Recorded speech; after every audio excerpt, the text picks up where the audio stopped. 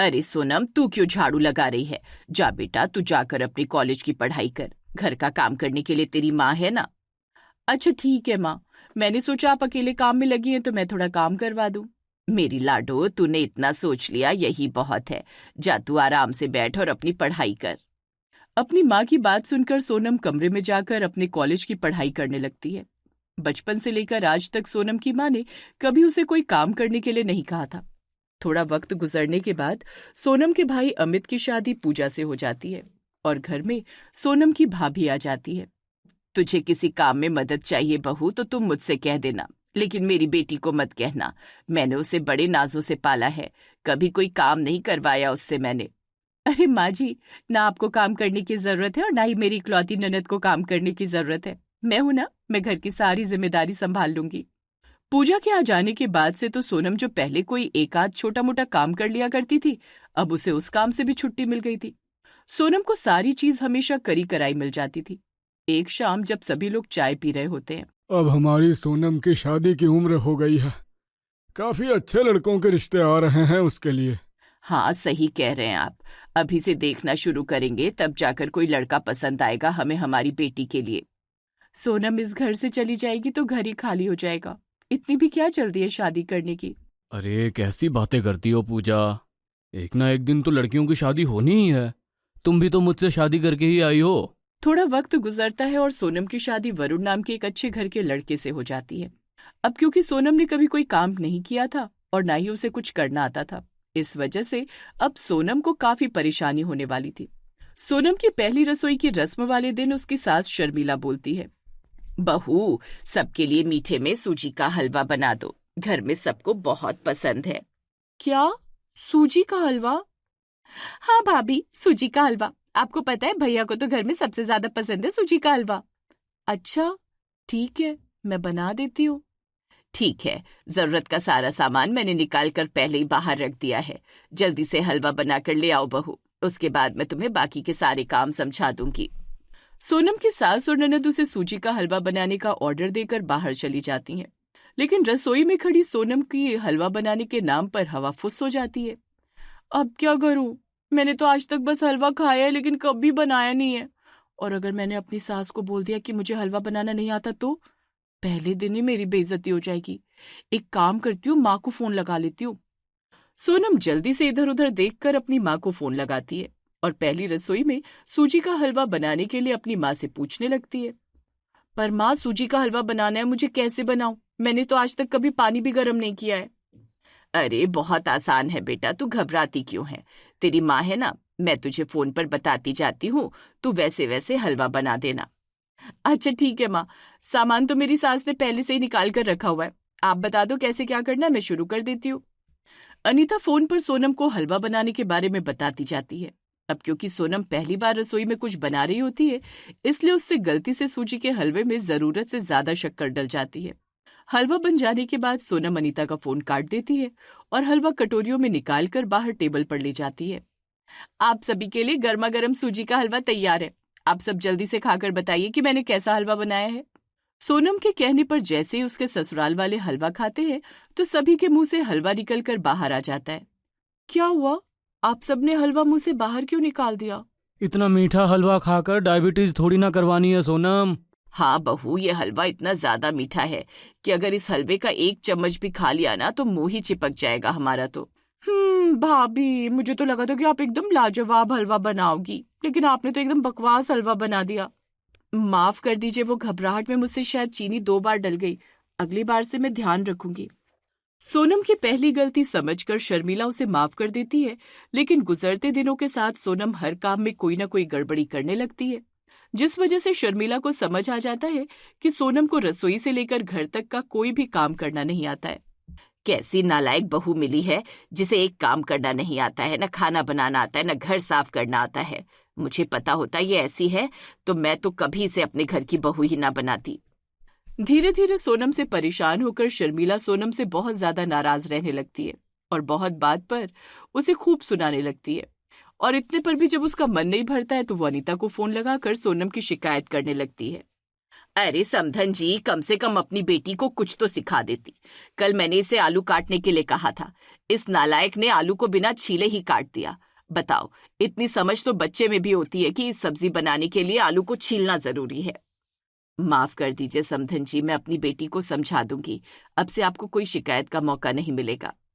रहने दीजिए आप।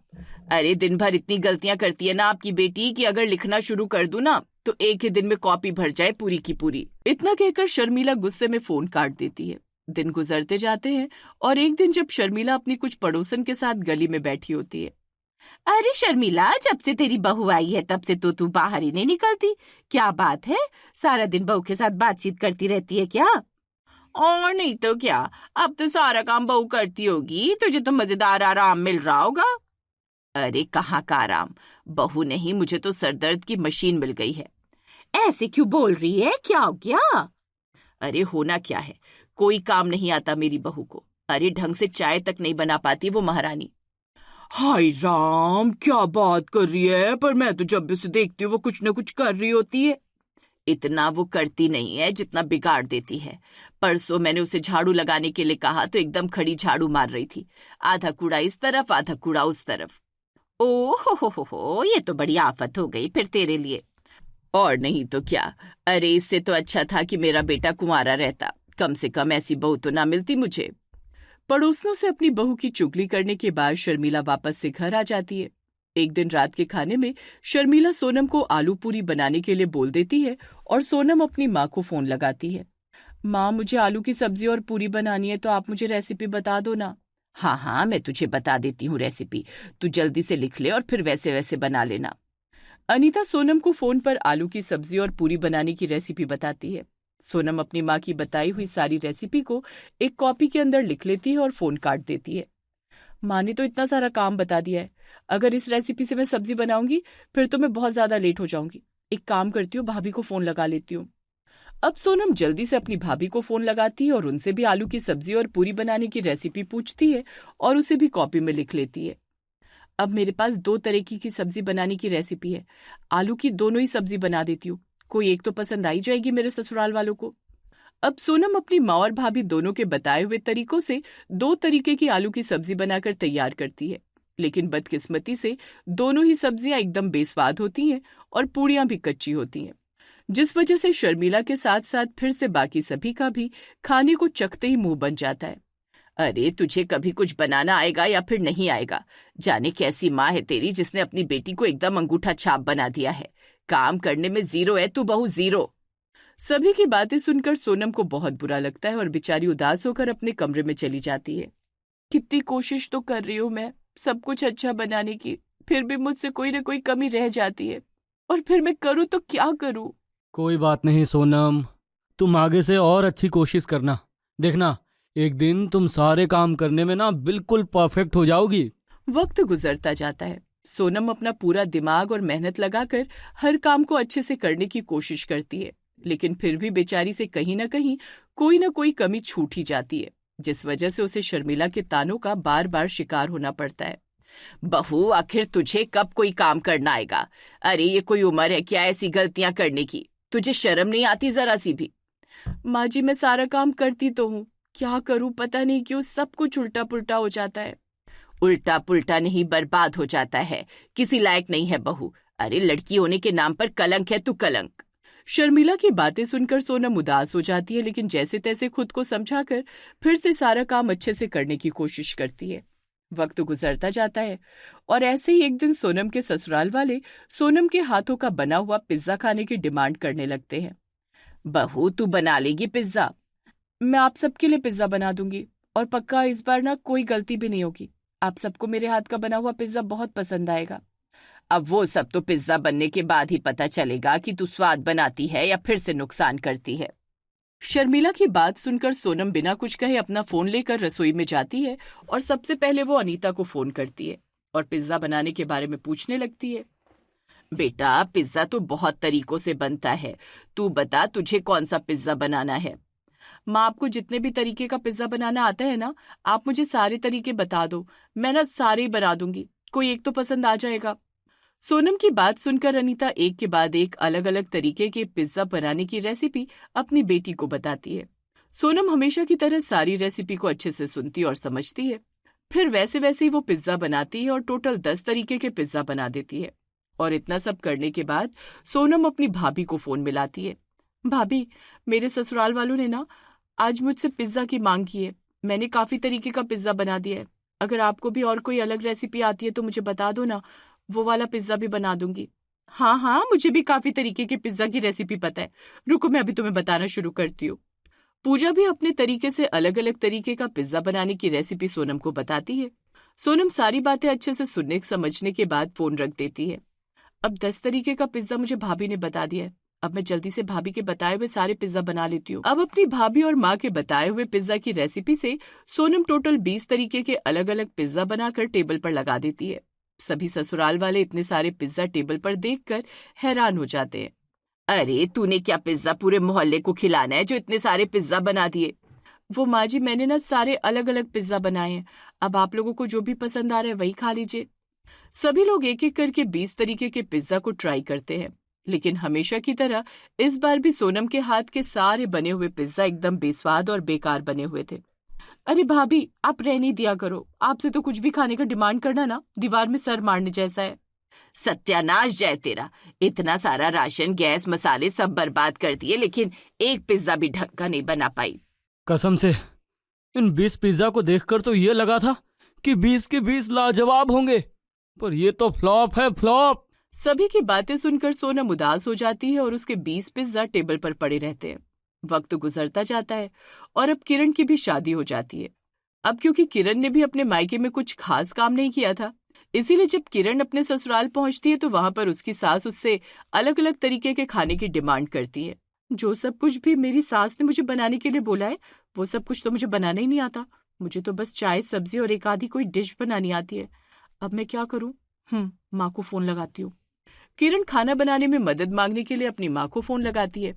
और अब जैसे अनीता और पूजा सोनम को खाने की रेसिपी फोन पर बताया करती थी, वैसे ही शर्मिला किरण को भी फोन पर खाने के बारे में बताने लगती है। लेकिन सोनम की ही तरह किरण से भी गलतियां हो जाती हैं और उसकी सास भी भर भर कर ताने देने लगती है और शर्मिला को फोन मिलाकर बोलती है, जब आपको पता है कि आपने बेटी पैदा की है, कल को उसको ससुराल जाना है, तो फिर उसे अच्छे से तैयार क्यों नहीं किया? माफ कर दीजिए, मेरी बेटी नादान है थोड़ी। धीरे धीरे आपके घर की सारी जिम्मेदारियां अच्छे से संभाल लेगी। संभाल लेगी नहीं, संभालना पड़ेगा उसे। ये जो बात बात पर आपको फोन करके काम करने के बारे में पूछती है ना, इससे कहिए ये सब कुछ छोड़ दे। पर अगर मैं उसकी मदद नहीं करूंगी तो फिर कौन करेगा? अरे मैं खुद कर लूंगी। अब जब वो मेरे घर की बहू बनकर आ ही गई है तो संभालना तो मुझे ही पड़ेगा ना।